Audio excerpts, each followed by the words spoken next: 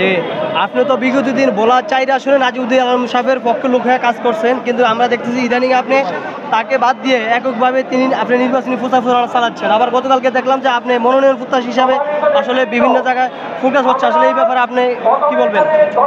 ধন্যবাদ আপনাকে। আসলে আমি নাজিমুদ্দিন আলম সাহেবের পক্ষে করেছি কথাটা এরকম না। নাজিমুদ্দিন আলম আমাদের উপজেলা কমিটির সভাপতি ছিলেন এবং বিগত 3 বার তিনি এমপি ছিলেন। আমরা বিএনপির মনোনীত প্রার্থী হিসেবে এবং যে কমিটি দিয়েছে সেই কমিটির সভাপতি হিসেবে আমি যেহেতু কমিটির সেক্রেটারি ছিলাম, স্বাভাবিক কারণে আমি দলের কাজ করেছি। সেই সুবাদে নাজিমুদ্দিন আলম সাহেব আমার সভাপতি এবং উনি এমপি ছিলেন, সেই হিসেবে ওনাকে সাথে নিয়ে ওনার সাথেই আমি কাজ করেছি।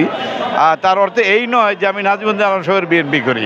আমি বিএনপি করি আমাদের নেতা বা মরহুম শহীদ প্রেসিডেন্ট জিয়াউর রহমানের, আমাদের নেত্রী দেশনেত্রী বেগম খালেদা জিয়া, আমাদের অ্যাক্টিং চেয়ারম্যান যেমন তারেক সাহেবের নির্দেশনা যেদিকে যাবে আমরা সেদিকেই যাব। নমিনেশন চাইতেই পারি, যেহেতু দীর্ঘ 17 বছর আমি পার্টির সেক্রেটারি ছিলাম।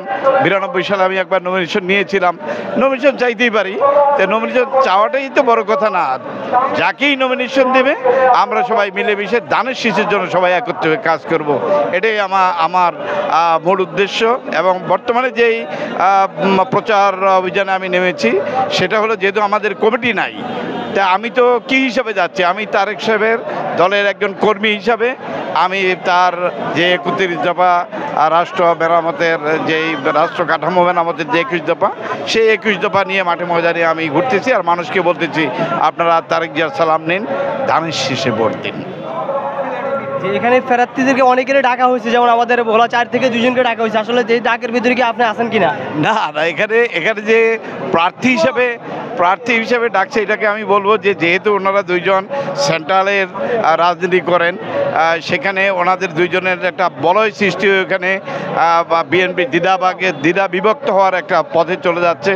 এবং আওয়ামী লীগের যেই সমস্ত ফেসিস্ট আওয়ামী লীগের সময় যাদের দ্বারা আমরা নির্যাতিত হয়েছি এবং যারা আমাদের নেতা কর্মীদের উপরে আঘাত করেছে, আক্রমণ করেছে, ঠিক তারাও এখন এই সুযোগে বিভিন্ন গ্রুপে ঢুকে গিয়ে একটা নৈরাজ্য সৃষ্টি করছে।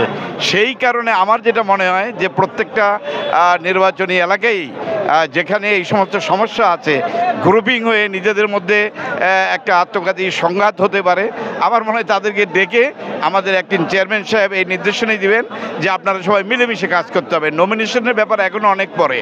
নমিনেশন উনি আসবেন, তফসিল ঘোষণা হবে, আমাদের ইনশাল্লাহ তারেক সাহেব একদিন চেয়ারম্যান তিনি দেশে আসবেন, মনোনয়ন বোর্ড হবে, নমিনেশন পেপার বা কারা কারা আগ্রহী তাদের মধ্যে বা প্রত্যাশী যারা তাদের মধ্যে ফর্ম বিক্রি হবে, নমিনেশন বোর্ড হবে, বোর্ডে বসে সিদ্ধান্তের পরে একদিন চেয়ারম্যান যাকে নির্দেশনা দিবেন আমরা সবাই তার হয়ে কাজ করব। এবং ঐক্যবদ্ধ, মূল কথা হলো আমাদেরকে ঐক্যবদ্ধ, ধানের শীষের পক্ষে ঐক্যবদ্ধ হতে হবে, তাহলে আমরা আমাদের বিজয় নিশ্চিত করতে পারব। ধন্যবাদ।